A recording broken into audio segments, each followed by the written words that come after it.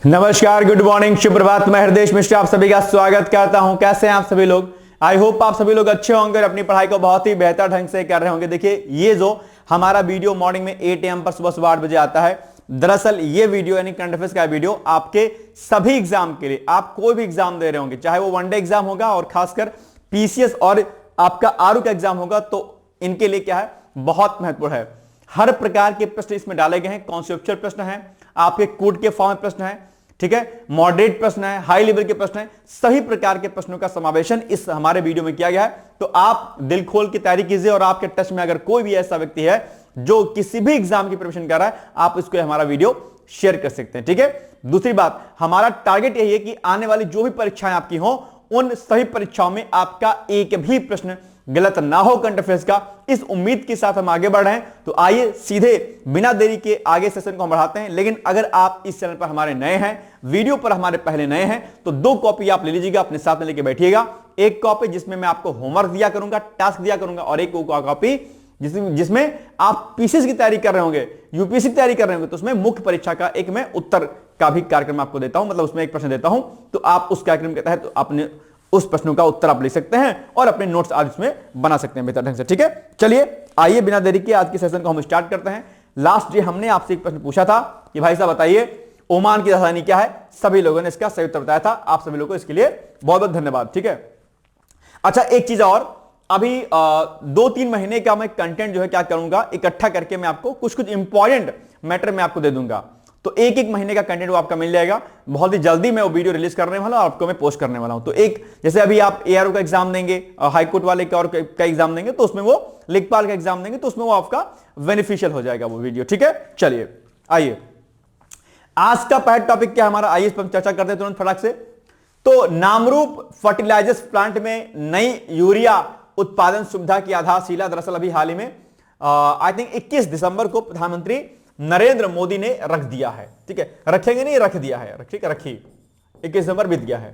तो 21 दिसंबर को असम के नाहरकटिया में नामरूप फर्टिलाइजर प्लांट में एक बड़ी नई यूरिया उत्पादन सुविधा की आधारशिला रखी है। यह पिछले कुल दशकों में से पूर्वोत्तर में शुरू की गई सबसे महत्वपूर्ण उर्वरक इंफ्रास्ट्रक्चर पहलों में से क्या है, एक है अपने आप, और निश्चित तौर पर पूर्वोत्तर के राज्यों के लिए अपने आप में एक बड़ी उपलब्धि है। निश्चित तौर पर पूर्वोत्तर के विकास में, पूर्वोत्तर के रोजगार सृजन में इसका एक बड़ा सहयोग देखने को मिलेगा, ठीक है ना। प्रस्तावित फर्टिलाइजर यूनिट से भारत की कृषि सप्लाई चेन को मजबूत करने में अहम भूमिका निभाने की उम्मीद है। साथ ही यह असम के औद्योगिक इकोसिस्टम को भी बड़ा बढ़ावा देगा। इस यूनिट की अनुमानित सालाना उत्पादन क्षमता 1.2 मिलियन मीट्रिक टन यूरिया है अपने आप पे। तो इस असम में इस प्रोजेक्ट के शुरू होने से न सिर्फ असम राज्य को फायदा होगा, अपितु असम के साथ साथ में जो भी पूर्वोत्तर के अन्य राज्य हैं उनको भी एक बड़ा फायदा देखने को मिल सकता है अपने आप पे। तो निश्चित तौर पर ये एक अपने आप एक अच्छी पहल है सरकार की, ठीक है। चलिए, इस प्रोजेक्ट को फर्टिलाइजर्स इंपोर्ट पर निर्भरता कम करने और पूरे क्षेत्र के किसानों के लिए यूरिया की समय पर उपलब्धता सुनिश्चित करने की दिशा में एक बड़े कदम के रूप में इसको देखा जा रहा है। और असम सरकार के अनुसार 3 साल के अंदर नई यूनिट का कंस्ट्रक्शन पूरा होने की उम्मीद है। एक बार चालू होने के बाद यह फैसिलिटी नामरूप इंडस्ट्रियल बेल्ट और उसके आसपास काफी डायरेक्ट और इनडायरेक्ट रोजगार के मौके पैदा करेगी और सहायक इंडस्ट्री को क्या करेगी, ये बढ़ावा देगी। तो ये एक बड़ा बेनिफिट है अपने आप में और पूर्वोत्तर क्षेत्र के लिए, पूर्वोत्तर राज्य के लिए एक बड़ी उपलब्धि के रूप में हम इसमें देख सकते हैं। निश्चित तौर पर रोजगार का सृजन होगा और इस यूनिट के लगने से न सिर्फ रोजगार का सृजन होगा बल्कि एक अलग प्रकार का इंफ्रास्ट्रक्चर भी डेवलप होगा अपने आप में, ठीक है ना।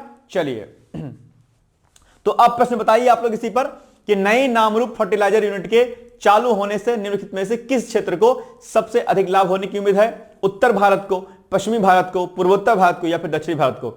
सिंपल सी बात है कि अगर ये यूनिट असम में लगाई गई है, दैट मींस कि पूर्वोत्तर राज्य में है, तो निश्चित तौर पर क्या होगा, इसका फायदा पूर्वोत्तर भारत में होगा। तो सी इज द राइट आंसर। बहुत कॉमन सा प्रश्न है तो, है ना। चलिए, लेकिन अब आप अगर अभी तो आपने व्याख्या पढ़ी तो आप उत्तर लिख ले गए, लेकिन अगर आपने नहीं पढ़ा होगा कि ये नामरूप फर्टिलाइजर यूनिट कहां लगाई जा रही है तो आपको दिक्कत होगी। ध्यान रखिएगा कि ये कहां है, असम में। ध्यान दीजिएगा, मैंने कई बार कहा है आपसे कि केंद्र सरकार वर्तमान में पूर्वोत्तर राज्यों के विकास के लिए जो है लगातार प्रयास कर रही है। वहां पर जो है नए नए प्रकार का निवेश लाने के लिए, नए प्रकार की योजनाएं, तो उनके लिए काम बेहतर करिए, क्योंकि आप जानते होंगे 2047 में विकसित भारत बनाने का लक्ष्य रखा है सरकार ने, और ऐसे में पूर्वोत्तर राज्य जो कि काफी पिछड़े रह चुके हैं अपने आप में, उनको प्रगति के मुख्य मार्ग में लाने के लिए सरकार निरंतर कार्य इस पर कर रही है। ठीक है, चलिए आपके मेंस में प्रश्न पूछ सकता है ये मुख्य परीक्षा में कि हाल ही में केंद्र सरकार के द्वारा पूर्वोत्तर क्षेत्र के विकास के लिए, पूर्वोत्तर राज्यों के विकास के लिए सरकार ने किन प्रमुख पहलों की शुरुआत की है, आप बताइए। तो अब आपके लिए एक मैं टास्क देता हूं, एक अच्छा सा जो होमवर्क है आपका, टास्क है, इसको कॉपी में नोट करिएगा। पहला टास्क क्या है कि पूर्वोत्तर राज्यों के लिए, ठीक है, इसको नोट कीजिएगा, पूर्वोत्तर राज्यों के लिए। दरअसल देखो एक बात बहुत महत्वपूर्ण मैं आपसे कहता हूं कि अगर आप मेरी बातों को सुनेंगे और उस पर काम करेंगे, मैं दावे के साथ कहता हूं न सिर्फ आपका करंट अफेयर्स आपका रेडी होगा, बल्कि इस करंट अफेयर्स के साथ में जीएस का एक बड़ा सेगमेंट आपका रेडी हो जाएगा और आपकी नॉलेज बहुत बड़े लेवल की बढ़ेगी, मैं आपसे दावा करता हूं। लेकिन शर्त इतनी सी है कि जो कुछ मैं आपसे कहा करूं उस पर अमल किया करिए आप लोग। एक कान से सुनेंगे, दूसरे कान से निकाल देंगे, और दूसरे कान में मैडम जी की बात सुनेंगे, साहब जी की बात सुनेंगे तो कुछ समझ में नहीं आएगा, जीवन गुलगप्पा हो जाएगा और ऐसे ही सब बीत जाएगा। इसलिए जितना कहा करो उस पर अमल करने की अगर प्रयास करेंगे तो डेफिनेटली इसका एक बड़ा बेनिफिट आपको मिलेगा। तो मैंने क्या कहा, मैं अपने आपको टास्क में दे रहा हूं, टास्क नंबर 1 है आज आपका क्या कि पूर्वोत्तर राज्यों के विकास के लिए, ठीक है, पूर्वोत्तर राज्यों के विकास के लिए, ठीक है, ठीक है, केंद्र सरकार की कौन कौन सी प्रमुख पहलें हैं, केंद्र सरकार, ठीक है, केंद्र सरकार की प्रमुख पहल कौन कौन सी हैं, ये आप मुझे बताइएगा, प्रमुख पहल कौन कौन सी है। अब मैं उम्मीद करता हूं क्या मुझे बताएंगे, ठीक है। इसमें एक पॉइंट और आपका इंपॉर्टेंट रहेगा, जनजातीय जो कार्यक्रम है जनजातीय विकास के लिए, वो भी बहुत इंपॉर्टेंट है। जनजातीय विकास, जनजातीय विकास कार्यक्रम क्या क्या है, जनजातीय विकास कार्यक्रम यानी कि जो जनजातीय वहां पर रहते हैं उनके लिए सरकार ने क्या कुछ कदम उठाए हैं, बहुत इंपॉर्टेंट है अपने। अगर आप इन 2 पॉइंट को रेडी कर लेंगे, एक प्रश्न आपका डन है, पक्का है। लेकिन मात्र 10 मिनट का काम है, 10 मिनट का भी काम नहीं भाई साहब, सीधे जो हेडिंग मैंने लिखी है सीधे आप ChatGPT पर डाल दीजिएगा, सारी योजनाएं खुल जाएंगी। जस्ट 1 मिनट बॉस, 1 मिनट का खेल है, 1 मिनट में आप एक प्रश्न पक्के कर लेंगे। लेकिन आप करेंगे तब, अब तुरंत कॉल के बाद फोन की घंटे घुमा देंगे साहब जी के पास, मैडम जी के पास, तो क्या कीजिएगा फिर, बताते रहिएगा फिर, है ना, जीवन जो है क्या हो जाएगा, क्या बताइए क्या हो जाएगा। चलिए खैर, सशस्त्र सीमा बल जिसको हम एसएसबी के नाम से भी जानते हैं, ठीक है, तो एसएसबी ने अपना 62वां स्थापना दिवस अभी हाल ही मनाया है, ठीक है। तो सबसे पहले मुझे एक बात बताओ कि एसएसबी की स्थापना किस वर्ष हुई थी, ठीक है। यह सुरक्षा एजेंसी है अपने आप पे, आप जानते होंगे, बड़े स्तर पे भारत नेपाल और भारत भूटान सीमाओं की क्या करती है, रक्षा करती है, जो कि खुली सीमा है अपने आप में। तो भारत नेपाल, भारत भूटान की जो खुली सीमाएं हैं उनकी सुरक्षा में एसएसबी लगातार लगी रहती है। 62वां अपना स्थापना दिवस इस बार मनाया है। सबसे खास बात यह है कि हिमाचल प्रदेश में पहली बार एसएसबी ने अपना स्थापना वर्ष मनाया है। तो ऐसे में आपके लिए प्रश्न इंपॉर्टेंट होता है, लेकिन आप मुझे कमेंट करके बताओ कि एसएसबी का स्थापना वर्ष क्या है अपने आप में, ठीक है, एसएसबी का स्थापना वर्ष। अगर आप दिमाग लगा पाएंगे तो आप वैसे लगा लेंगे, क्योंकि 62वां स्थापना दिवस अभी हाल ही मनाया गया है, तो आप चाहें तो इसी से आप इसका ईयर निकाल सकते हैं। लेकिन अगर आपको पता है तो आप मुझे कमेंट करके बताइएगा, ठीक है। चलिए, तो सशस्त्र सीमा बल यानी कि एसएसबी ने अपना 62वां, क्या देखिएगा पॉइंट, 62वां दिवस जो है देवभूमि हिमाचल प्रदेश स्थित केंद्रीय प्रशिक्षण केंद्र CTC सपड़ी में बड़े हर्षोल्लास के साथ में मनाया है, ठीक है। और एसएसबी दरअसल भारत नेपाल की 1751 किलोमीटर और भारत भूटान की 699 किलोमीटर लंबी खुली सीमाओं की सुरक्षा, ठीक है, के साथ साथ आंतरिक सुरक्षा, नक्सल विरोधी अभियानों और विशेष अभियानों में महत्वपूर्ण भूमिका निभा रहा है। यानी कि एसएसबी क्या काम कर रहा है, एसएसबी भारत नेपाल सीमा जो कि 1751 किलोमीटर खुली रेखा है, इसकी सुरक्षा करती है। इसके अलावा भारत भूटान की लगभग 699 किलोमीटर की जो सीमा रेखा उसकी सुरक्षा करती है। इन 2 अंतरराष्ट्रीय सीमाओं के साथ साथ में एसएसबी आंतरिक सुरक्षा यानी कि भारत की इंटरनल सिक्योरिटी के साथ साथ में जो नक्सलवाद जो है अपने आप में उससे भी निपटने के लिए लगातार प्रयास करती रहती है। तो एसएसबी की अपने आप में क्या एक महत्वपूर्ण भूमिका है और अलग अलग विरोधी, नक्सल विरोधी अभियानों और विशेष अभियानों में अपनी महत्वपूर्ण भूमिका को एसएसबी क्या करता है, निभाता है। ध्यान दीजिएगा बॉस कि आपके एग्जाम में इन सुरक्षा एजेंसियों, इन सुरक्षा जो भी ऑर्गेनाइजेशन है, इन पर प्रश्न आप एग्जाम में आते हैं, ठीक है, इसलिए इसको याद कर लीजिएगा आप लोग, ठीक। चलिए, तो अब इसी पर आपके सामने क्या जाएगा, एक प्रश्न आ जाएगा, बताइए मुझे। सशस्त्र सीमा बल यानी कि एसएसबी बल, मतलब एसएसबी भारत की किन दो अंतरराष्ट्रीय सीमाओं की सुरक्षा करता है? कौन दो अंतरराष्ट्रीय सीमा है? ठीक है, तो भारत पाकिस्तान और भारत चीन, या भारत म्यांमार और भारत बांग्लादेश, या भारत नेपाल और भारत भूटान, या भारत श्रीलंका और भारत मालदीव। जल्दी से मुझे बताइएगा इसका उत्तर एग्जैक्टली क्या हो जाएगा। तुरंत आंसर दीजिए फटाक से। बहुत अच्छा सा प्रश्न है भाई साहब, ऐसे प्रश्न आप अब देखो क्वेश्चन क्या था, मतलब टॉपिक क्या था, एसएसबी का अपना स्थापना वर्ष, लेकिन प्रश्न क्या पूछ लिया, स्थापना वर्ष या एसएसबी के बारे में नहीं पूछा, इतना पूछा कि भैया किसकी सुरक्षा करता है। तो ऐसे ही प्रश्न याद करना होता है आपको, यानी कि जब भी कोई टॉपिक आपकी चर्चाओं में रहे तो उस टॉपिक के बारे में तो पढ़ना है, लेकिन उससे कोरिलेट करता हुआ क्या टॉपिक है वह भी आपको जानना जरूरी हो जाता है, राइट।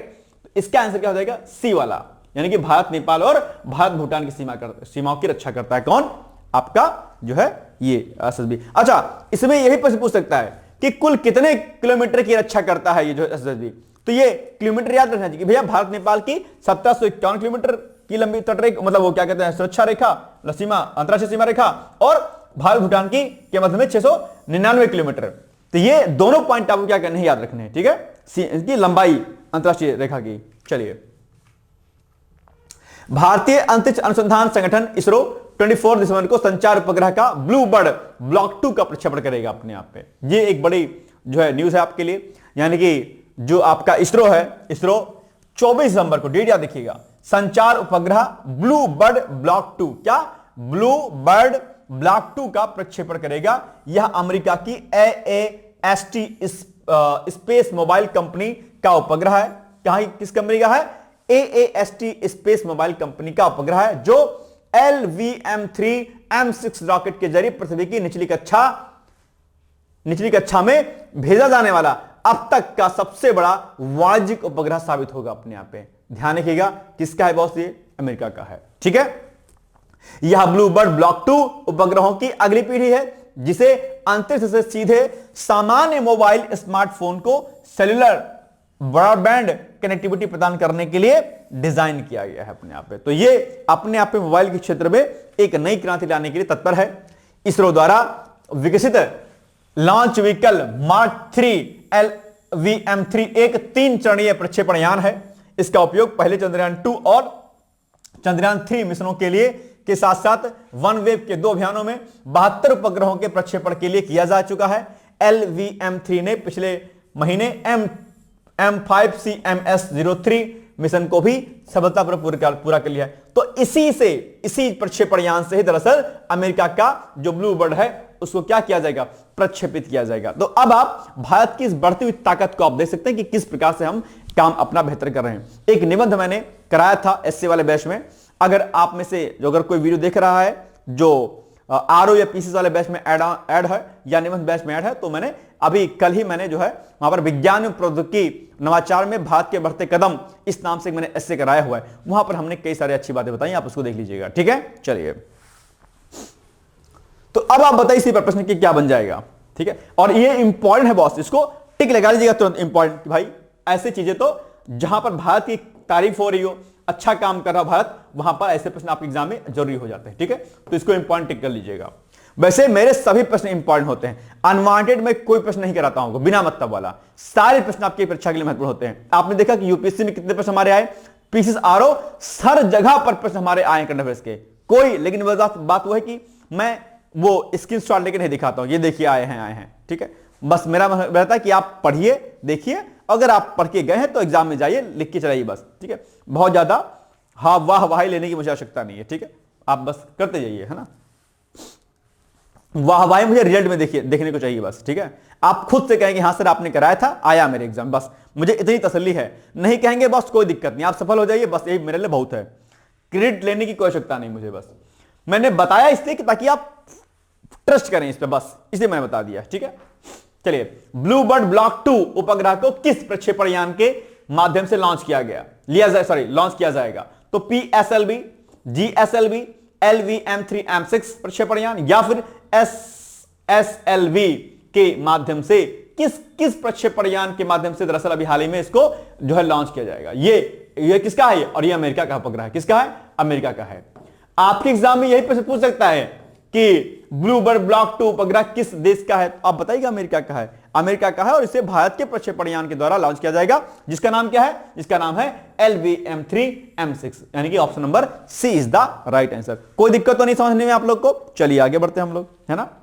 चाय की चुस्की ले लीजिए, आराम से पढ़ते रहिए बस, है ना। चलिए चाय की ही लीजिएगा बॉस, कुछ और की चुस्की मत लीजिएगा, हाँ, नहीं तो पता चलेगा नींद आ गई, सो गए, ऐसा रुक गए। चलिए नेक्स्ट है ऑपरेशन हॉक आई स्ट्राइक। ये क्या है? तो 19 दिसंबर 2025 को संयुक्त राज्य अमेरिका ने सीरिया में एक प्रमुख सैन्य अभियान शुरू किया, जो दिसंबर 2024 में असद शासन के पतन के बाद क्षेत्र में अमेरिकी बलों पर हुए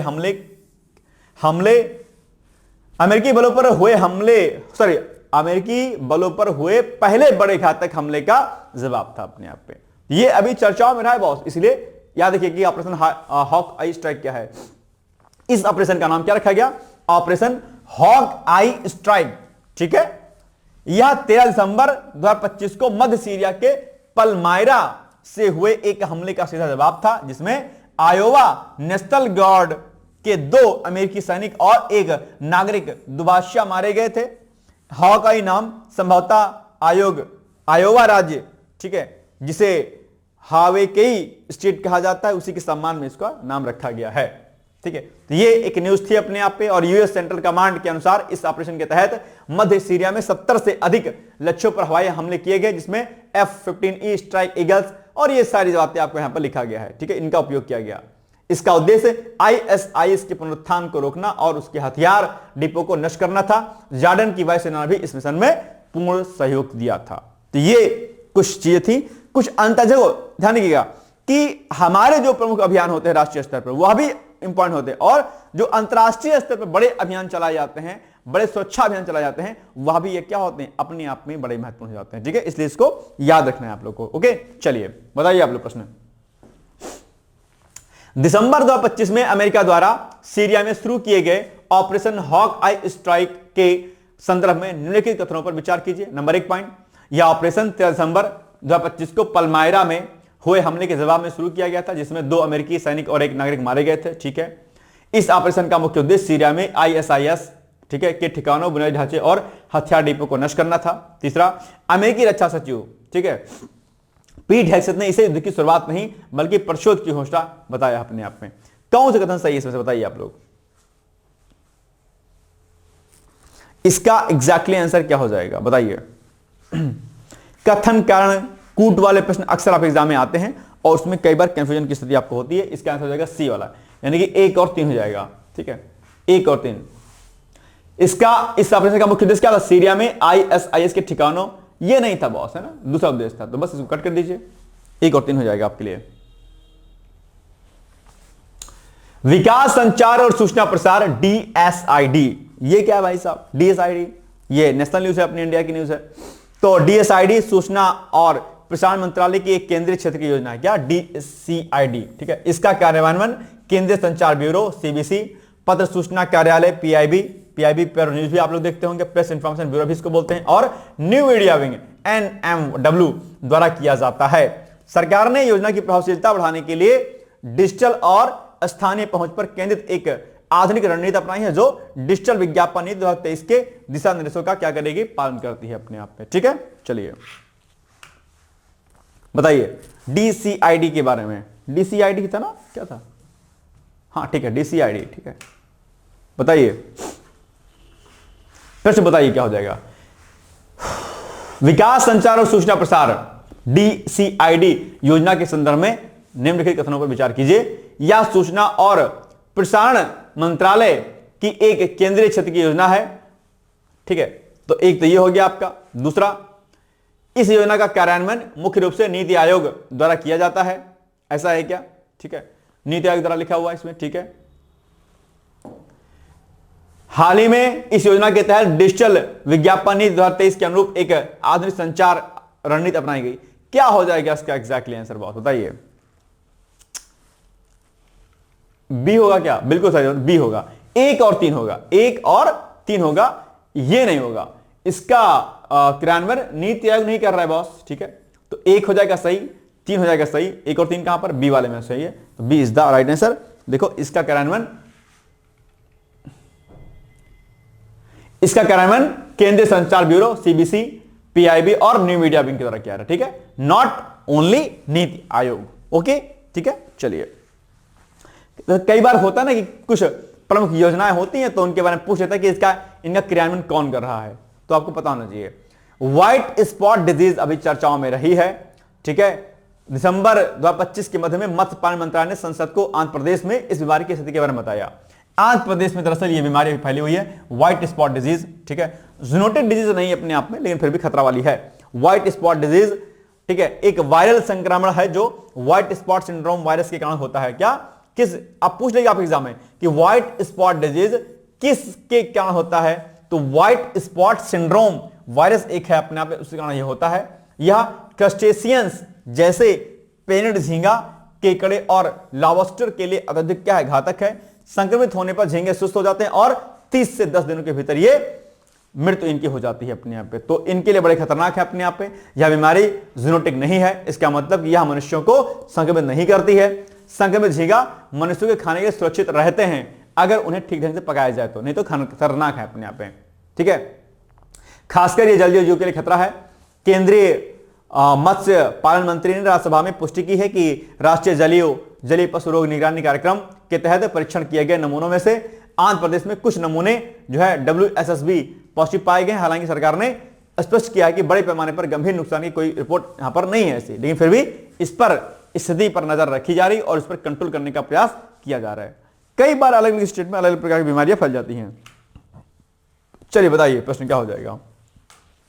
जिस प्रकार से मानवों में बहुत तेजी के साथ कोई कोई बीमारी फैलती है, उसी प्रकार से जो है क्या होता है कि जो हमारे क्या कहते हैं जानवर होते हैं उनमें भी बीमारियां फैलती हैं। मतलब कि क्या कहते हैं, आपके मनुष्य के साथ साथ में बहुत तेजी के साथ साथ में जो है जानवरों में भी इस प्रकार की बीमारियां फैलती हैं और एक बड़े स्तर पर जीव जंतुओं के जो है इससे इन प्रकार के संक्रमणों का मौत का कारण बनते हैं अपने आप में, ठीक है। चलिए, अरे शिट, बताइए भाई साहब,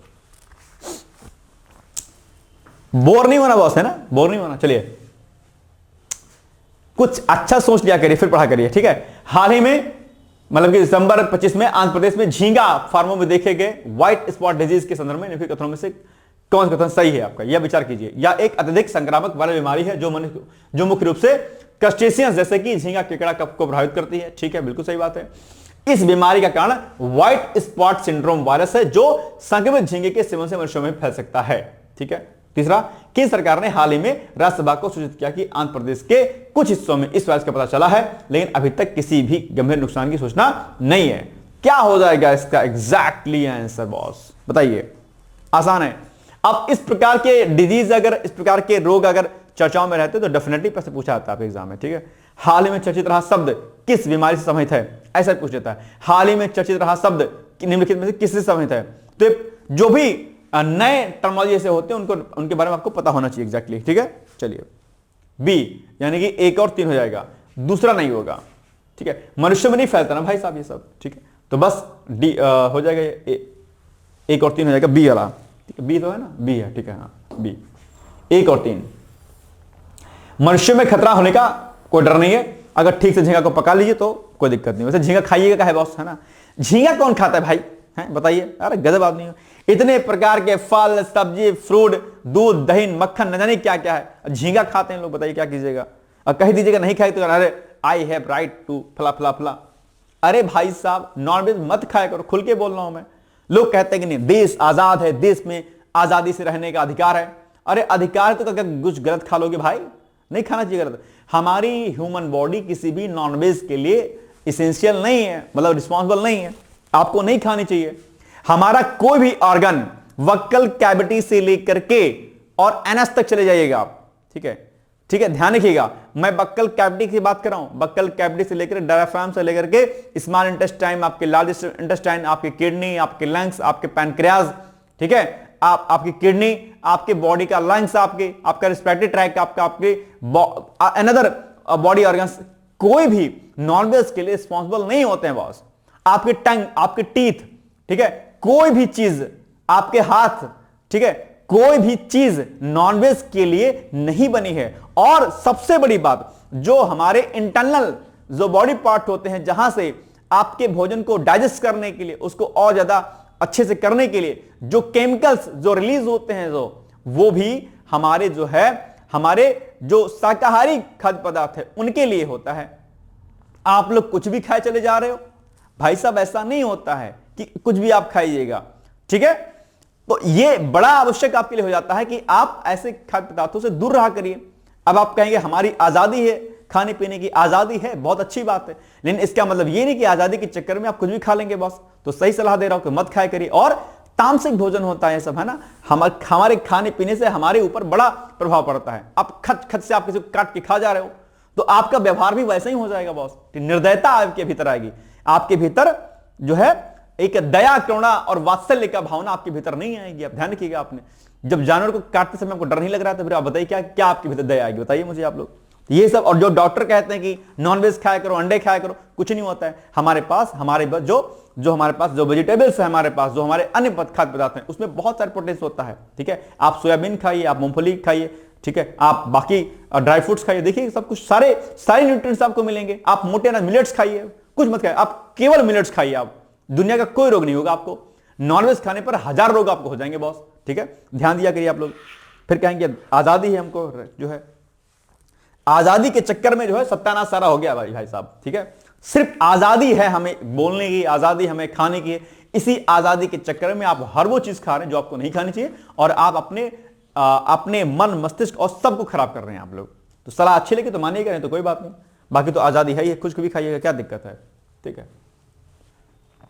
बोलने की आदत है मेरी, क्या करूं, मैं बोल देता हूं बहुत खराब टीचर हूं मैं, है नहीं, लेकिन आपके लिए मैं बोलता हूं, आपको भले बुरा लगे लेकिन आपके जीवन के लिए मैं बोलता हूं, ठीक है। चलिए, भारत ने उस निरीह पशु की क्यों हत्या करना बेचारा, है ना, ठीक है। हिम्मत हो जाके शेर को मारियो, खाइए, देखिए खा पाते कि नहीं खा पाते हैं। उसको नहीं मारिएगा ना, आपको मार के खा जाएगा। अभी देखा ना, एक वीडियो रिलीज हो रहा होगा, एक उस पर कार पे एक शेर चढ़ गया और भाग गया फिर अंदर डिग्गी में। तो काहे भाग गए, तुम खा लेते उस शेर को, शेर तुमको खा जाएगा भाई साहब, ठीक है। चलिए निरीह पशु को मारते हैं यार आप लोग, गलत बात है, बहुत गलत बात है ना।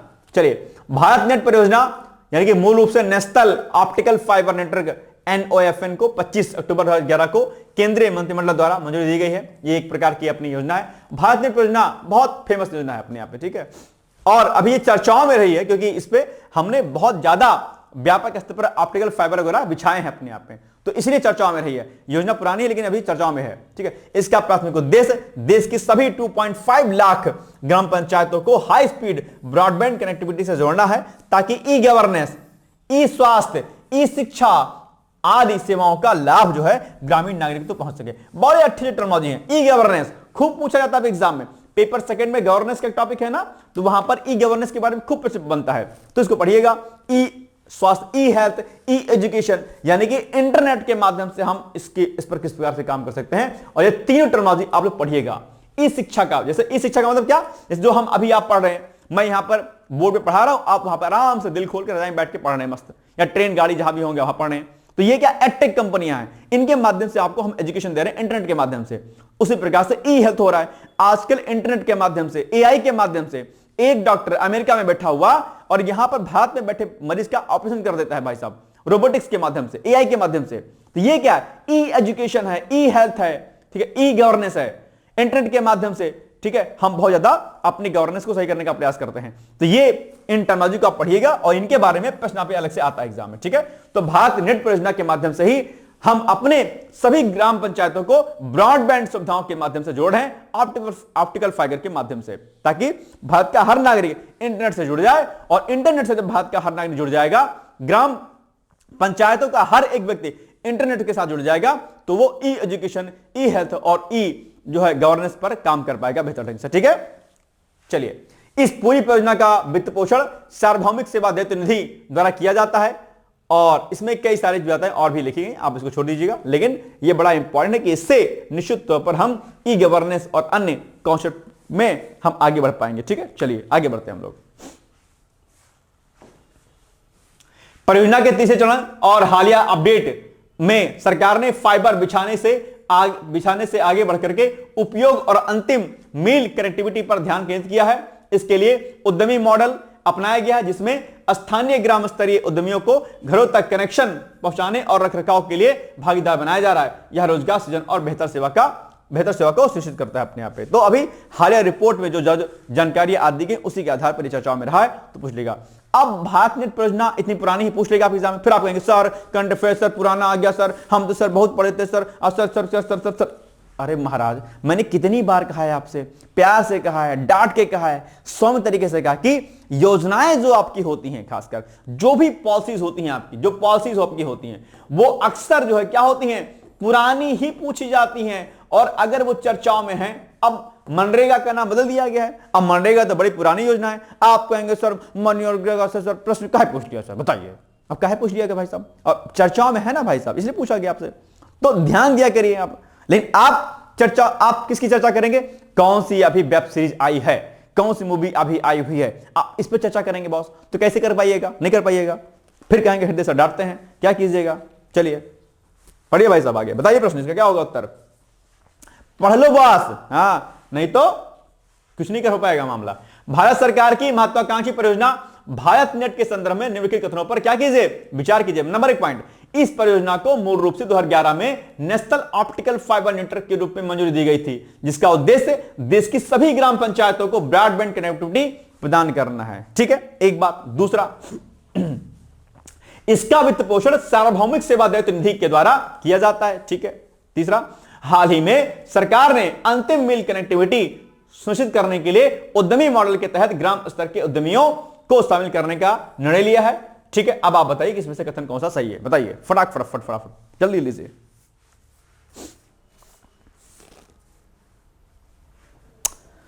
दो 2026 में कई सारी वैकेंसी, अभी शिक्षा स्वास्थ्य अधिकारी की वैकेंसी आई हुई है मार्केट पे, है ना, मतलब आयोग के द्वारा।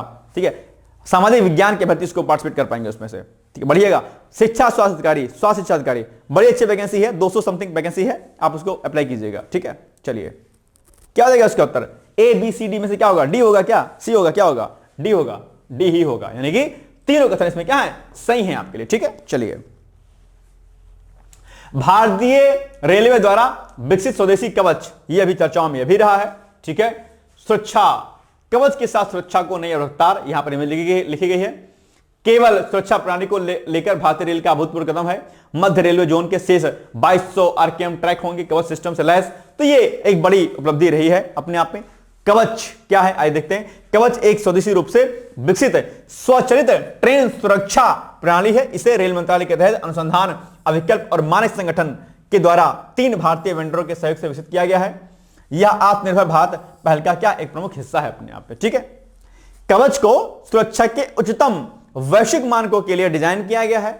इसने सुरक्षा अखंडता स्तर 4 प्रमाण प्राप्त किया है। इसका मतलब यह हुआ कि इसमें विफलता की संभावनाएं अत्यंत कम है अपने आप पे। 10,000 वर्षों में एक त्रुटि की संभावना है अपने आप पे। यह एक बड़ा प्रोग्राम जो है सरकार का, निश्चित तौर पर इससे एक बड़ा फायदा मिलेगा।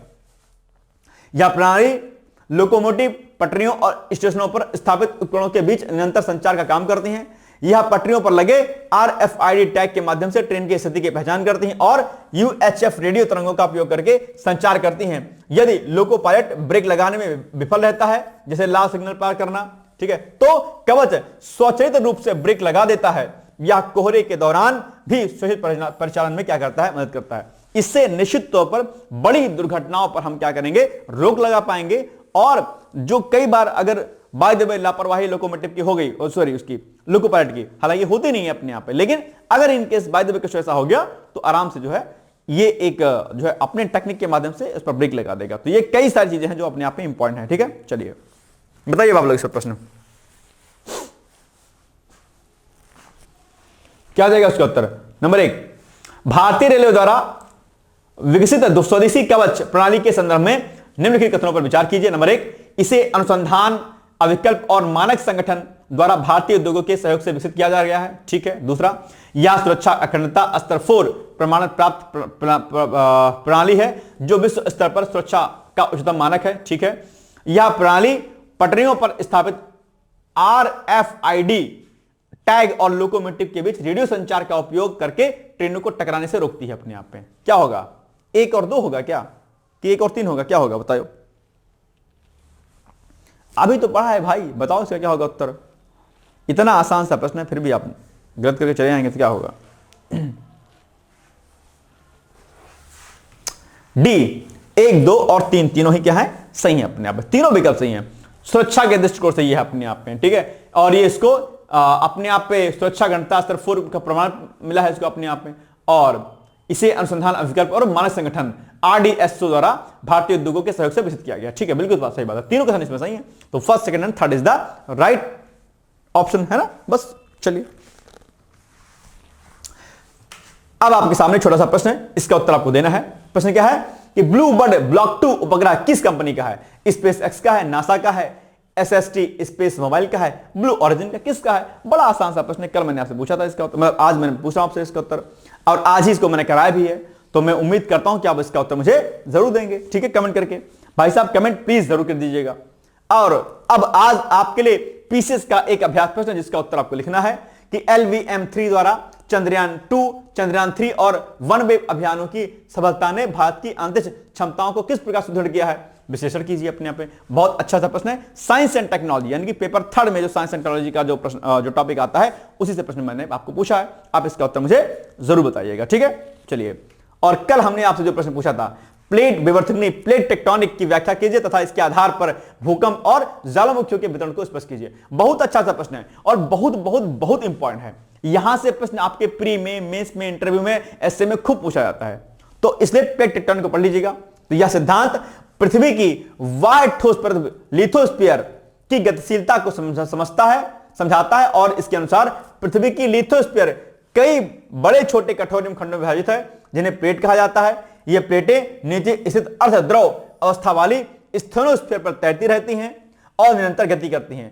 प्लेटों की गति का प्रमुख कारण मेंटल में उत्पन्न क्या है? संवहन धाराएं हैं, कन्वेंशन करंट होती हैं। और जब इन्हीं प्लेटों में टकराव होता है या प्लेटें एक दूसरे के ऊपर जाएंगी, लाइक ऐसे दो प्लेटें हैं, एक प्लेट दूसरे के ऊपर चली गई या एक प्लेट दूसरी प्लेट के नीचे चली गई या दोनों प्लेट आपस में क्या हुई, टकराई और दोनों ऊपर चली गई या दोनों नीचे धंस गई या एक दूसरे के ऊपर आरोपित हो गई, अधिरोपित हो गई, तो ऐसे प्रक्रियाओं के या एक दूसरे से दूर चली गई, तो ऐसी प्रक्रियाओं के फलस्वरूप जो है भूकंप आते हैं अपने आप में। ज्वालामुखी के कारण भी भूकंप आते हैं अपने आप में, इसलिए एक दूसरे के क्या है, पूरक है अपने आप में। ज्वालामुखी के आने पर भूकंप आते हैं, भूकंप के आने पर ज्वालामुखी आते हैं, ऐसी घटनाएं देखने को मिलती हैं अक्सर आपको, ठीक है। तो प्लेट टेक्टोनिक थ्योरी अपने आप में क्या जरूरी है। प्लेटों की सीमाएं, अच्छा प्रमुख प्लेटें कौन कौन सी हैं? प्रशांत प्लेटें हैं अपने आप में, यूरेशियन प्लेटें, अफ्रीकी स्तर, उत्तर अमेरिकी, दक्षिण अमेरिकी, ऑस्ट्रेलियन और अंटार्कटिक प्लेटें प्रमुख हैं उसमें।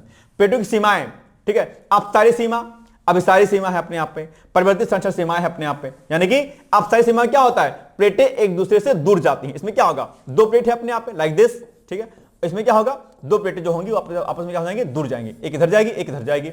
अभिसारी सीमा, इसमें क्या होगा, प्लेटें एक दूसरे की ओर बढ़ती हैं, तो एक प्लेट इधर आएगी और एक प्लेट इधर क्या हो जाएगी, इधर आएगी अपने आप पे। इसमें क्या होगा, प्लेटें एक दूसरे के समानांतर खिसकती हैं अपने आप पे, एक दूसरे के बराबर खिसकेंगी, इधर उधर खिसकेगी, इधर खिसकेगी तो इधर खिसकेगी अपने आप में। तो ये जो है अपने आप में अलग अलग प्रकार की चीजें यहाँ पे सामने दी गई हैं, इसको आप पढ़ लीजिएगा अलग से। प्लेट विवर्तन के आधार पर भूकंप का वितरण। भूकंप मुख्यतः प्लेटों की सीमाओं पर उत्पन्न होते हैं क्योंकि वही सर्वाधिक तनाव, स्ट्रेस और भ्रंश, फॉल्ट होता है अपने, फॉल्टिंग होती है यहाँ पर। अभिसारी सीमाएं क्या होती हैं? जब एक प्लेट दूसरे के नीचे धंसती है, सबडक्शन इसको बोलते हैं, जो तीव्र और गहरे भूकंप आते हैं तब। अभिसारी सीमाएं, जब एक प्लेट दूसरे के नीचे धंसती है, ये है अपना एक प्लेट है, ठीक है, और दूसरी एक प्लेट ये है, तो अभी क्या होगा, दूसरी प्लेट है क्या हो जाएगा, ये इसके नीचे क्या धंस जाएगी, ऐसे करके धंस जाएगी, ये ऐसे हो जाएगी। तो अब जब एक प्लेट दूसरी प्लेट के नीचे धंसती है तब एक बहुत खतरनाक भूकंप आता है। उदाहरण के लिए हिमालय क्षेत्र, भारतीय प्लेट, यूरेशियन प्लेट है अपने आप में, ये होता है अपने आप पे, ठीक है। दूसरा, अपसारी सीमाएं, प्लेटों के अलग होने से मैग्मा ऊपर आता है जिससे हल्के से मध्यम तीव्रता के भूकंप आते हैं अपने, जब प्लेट अलग हो जाएगी दूसरे से, ठीक है, टूट जाएगी, ब्रेक हो जाएगी। उदाहरण के लिए मध्य अटलांटिक रीजन है अपने आप पे। परिवर्तित सीमाएं, प्लेटों के क्षैतिज खिसकाव से शक्तिशाली भूकंप आते हैं, पहले अलग होते हैं अपने आप पे, ठीक है। उदाहरण सान एंड्रियास भ्रंश, कैलिफोर्निया। इसी कारण विश्व के अधिकांश भूकंप प्रशांत महासागर के चारों ओर अग्निवलय, रिंग ऑफ फायर में पाए जाते हैं अपने आप, ये एक रीजन है इसका। तो ये कई सारी बातें हैं जो आपको पढ़नी है, हालांकि अगर आपने ज्योग्राफी ऑप्शन वगैरह लिया होगा तो उसमें और अच्छे से दिया गया होगा। प्लेट विवर्तनी के आधार पर ज्वालामुखियों का वितरण। ज्वालामुखी भी मुख्यतः प्लेट सीमाओं पर ही पाए जाते हैं। अपसारी प्लेटें, जब प्लेटों के दूर जाने से दरारें बनती हैं जिससे मैग्मा बाहर निकलता है तो उससे वो आता है अपने आप में, ज्वालामुखी होता है। तो मध्य महासागरीय रिज और आइसलैंड है। अब इस सारी सीमाओं के अंतर्गत महासागरीय प्लेटें के महाद्वीप प्लेट के नीचे धंसने से मैग्मा बनता है और ज्वालामुखी फूटते हैं अपने आप में। उदाहरण के लिए एंडीज पर्वत, जापान, फिलीपींस में। तो ये कई सारे चीजें हैं जिससे आप यहां पर देख सकते हैं कि भूकंप कैसे आते हैं। खासकर हॉट स्पॉट, प्लेट सीमा से दूर भी मेंटल प्लूम के कारण ज्वालामुखी बनते हैं। उदाहरण के लिए हवाई द्वीप समूह अपने आप के। तो ये कुछ चीजें थी जो आपके लिए जरूरी थी। निष्कर्षता, प्लेट विवर्तन यानी कि प्लेट टेक्टोनिक सिद्धांत भूकंपों और ज्वालामुखियों के वैश्विक वितरण की वैज्ञानिक व्याख्या करता है या स्पष्ट करता है कि ये दोनों घटनाएं पृथ्वी की आंतरिक गतिशील शक्तियों और प्लेटों की पारस्परिक क्रियाओं का प्रत्यक्ष परिणाम है। यानी कि इन्हीं प्लेटों के जो है इसमें कंपन आदि होने से ही कहीं ना कहीं भूकंप और ज्वालामुखी जैसी घटनाएं देखने को मिलती हैं। और भूकंप और ज्वालामुखी ये दो टास्क आपके लिए हैं कि इनको आपको रेडी करना है। इनसे संबंधित जो कुछ फैक्ट आपके एग्जाम में होता है उनको पढ़िएगा। भूकंप और ज्वालामुखी ये आपके प्री प्लस मेंस प्लस आपके इंटरव्यू में सब में पूछा जाता है, तो इनको डिटेल्स में पढ़ लीजिएगा। भूकंप में प्लेट टेक्टोनिक थ्योरी बहुत इंपॉर्टेंट, प्लेट टेक्टोनिक थ्योरी को अच्छे से और पढ़ लीजिएगा आप लोग। इसके नोट्स जरूर बनाइएगा, इसके नोट्स प्लीज आपको बनाना है। ये very very most important notes बनाइए इसके। डैम श्योर है कि प्रश्न यहां से पूछेगा। और अलग अलग देशों में किस किस प्रकार के ज्वालामुखी हैं, कहां कहां पर सुषुप्त ज्वालामुखी है, कहां कहां पर जागृत ज्वालामुखी हैं, इनको पढ़ के आपको आना है। ये मैंने आज आपको टास्क दिया है। भाई साहब ये सारा काम कर लीजिएगा, मजा आ जाएगा, आनंद आ जाएगा। करंट अफेयर्स पढ़ने का एक अलग ही आपको मजा आएगा कि भाई करंट के साथ साथ में आप इतनी चीजों को पढ़ते हैं। भले ही आप 1 घंटा देते हैं इसको, लेकिन 1 घंटे का प्रतिफल जो आपको मिलेगा वो आपको एग्जाम हॉल में दिखाई देगा और उसका असर आपको अपने रिजल्ट में दिखाई देगा। लेकिन यह प्रयास आपको करना पड़ेगा। मेरे कहने पर आप मेरे साथ लगातार तैयारी करते रहिए बस, ठीक है। तो ये हो गया आज का वीडियो, मिलेंगे हम लोग कल। लेकिन उसके पहले यहां पर पीसीएस का हमारा फाउंडेशन बैच चलता है। इलाहाबाद हाईकोर्ट आरओ की अगर तैयारी करना चाहते हैं तो उसके लिए भी आप हमसे संपर्क कर सकते हैं। पीसीएस का बैच चल रहा है हमारा, आरओ हाईकोर्ट का चल रहा है बैच, यूपीएससी 2026 आरओ का भी बैच चल रहा है। तो सभी प्रकार के बैचों में एडमिशन लेने के लिए आप हमें हमारे कॉन्टैक्ट नंबर 8604409201 पर आप संपर्क कर सकते हैं। या कोई दिक्कत आपको पढ़ाई लिखाई में होती है सीधे आप इसी नंबर पर मुझसे संपर्क कीजिएगा बस, ठीक है। तो ये हो गया आज का वीडियो। बाकी हम लोग मिलेंगे कल, तब तक आप लोग पढ़ते रहिए, मस्त रहिए, व्यस्त रहिए, यूं ही मुस्कुराते रहिए, आगे बढ़ते रहिए। बहुत बहुत धन्यवाद है आपका। All the best. Thank you so much. Bye bye, take care, thank you. क्या आप लोक सेवा आयोग उत्तर प्रदेश की आरओ परीक्षा में सफल होकर सचिवालय में समीक्षा अधिकारी जैसे प्रतिष्ठित पद पर चयनित होना चाहते हैं? क्या आपके पास व्यस्त दिनचर्या या व्यक्तिगत परिस्थितियों के कारण नियमित पढ़ने के लिए समय की कमी है, इसलिए एक दिन में आप 8 से 10 घंटे नहीं पढ़ सकते हैं?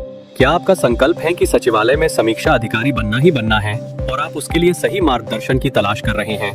यदि आपके इन तीनों प्रश्नों के उत्तर हाँ हैं, तो आपकी खोज अब समाप्त होती है और आपके सपने को साकार करने के लिए आगामी समीक्षा अधिकारी परीक्षा की सुव्यवस्थित तैयारी हेतु डी-कोड एग्जाम लाया है अभ्युदय बैच। अभ्युदय बैच में आपको आगामी आरओ परीक्षा के प्रारंभिक और मुख्य परीक्षा के पूरे पाठ्यक्रम को अभी से एक साथ बहुत ही बेसिक लेवल से video lecture, PDF notes, test series और उत्तर लेखन कार्यक्रम के माध्यम से पूरे विस्तार से पूर्ण कराया जाएगा। हमारे अभ्युदय बैच की सबसे बड़ी विशेषता है कि इसमें साप्ताहिक टारगेट्स के अनुसार कम से कम 5 घंटे भी पढ़कर कोई अभ्यर्थी पूरा पाठ्यक्रम अच्छे से तैयार करके परीक्षा में सफलता अर्जित कर सकता है। अभ्युदय बैच में अनुभवी और समर्पित शिक्षकों द्वारा आधारभूत मानक पुस्तकों एवं स्रोतों पर आधारित पाठ्य सामग्री उपलब्ध कराई जा रही है, जिससे पाठ्यक्रम को सभी आयामों से कवर किया जा सके। इस बैच में पाठ्यक्रम को इस विस्तार से पढ़ाया जा रहा है कि इसमें प्रवेश लेकर आप न केवल आरओ परीक्षा बल्कि अन्य कई समकक्ष परीक्षाओं को भी एक साथ ही टारगेट कर सकते हैं। यानी इस परीक्षा के पाठ्यक्रम में सम्मिलित सामान्य अध्ययन, सामान्य ज्ञान, सामान्य हिंदी व्याकरण, रीजनिंग, मैथ, हिंदी आलेखन, निबंध आदि के विस्तृत अध्ययन से आप पूर्ण आत्मविश्वास से किसी भी परीक्षा में सफलता प्राप्त कर सकते हैं। उत्तर प्रदेश की पीसीएस प्रारंभिक परीक्षा में भी इस बैच को पढ़कर सफलता प्राप्त की जा सकती है। इस बैच में निर्धारित लक्ष्य के अनुसार एक सप्ताह में मात्र 18 से 20 वीडियो लेक्चर देखने होते हैं, जो आप प्रतिदिन 4 से 5 घंटे का समय निकालकर आसानी से पढ़कर तैयार कर सकते हैं। ये बैच ऑनलाइन जरूर है, परंतु इस बैच में छात्रों और शिक्षकों के बीच सीधे संवाद के लिए प्रक्रिया निर्धारित है, जिससे अभ्यर्थी अपनी शंकाओं का व्यक्तिगत समाधान प्राप्त कर सकते हैं। आपके संकल्प को सिद्धि तक पहुंचाना ही अभ्युदय बैच की आधारभूत संकल्पना है। हमारा ये आत्मविश्वास संस्थान के 5 वर्षों की कठिन साधना की परिणति है। डी-कोड एग्जाम संस्थान अपने 5 वर्षों के सफर में ROARO परीक्षा में 45 से अधिक चयन सुनिश्चित करवाकर एक विश्वसनीय संस्थान के रूप में विख्यात है। इसलिए बिना किसी संशय के पूर्ण विश्वास के साथ आप भी हमसे जुड़कर अपनी सफलता का नया अध्याय लिख सकते हैं। इस बैच से जुड़ने के लिए हमारे संस्थान के नंबर 8604409201 अथवा 9506742546 पर व्हाट्सएप या कॉल करके बैच की पूरी जानकारी प्राप्त की जा सकती है। अभी 500 शुरुआती छात्रों को विशेष छूट भी प्रदान की जा रही है, इसलिए इस अवसर का लाभ उठाने के लिए अतिशीघ्र प्रवेश लेकर अभ्युदय बैच से जुड़ें। प्रवेश के लिए अभी संपर्क करें और शुल्क में छूट प्राप्त करें।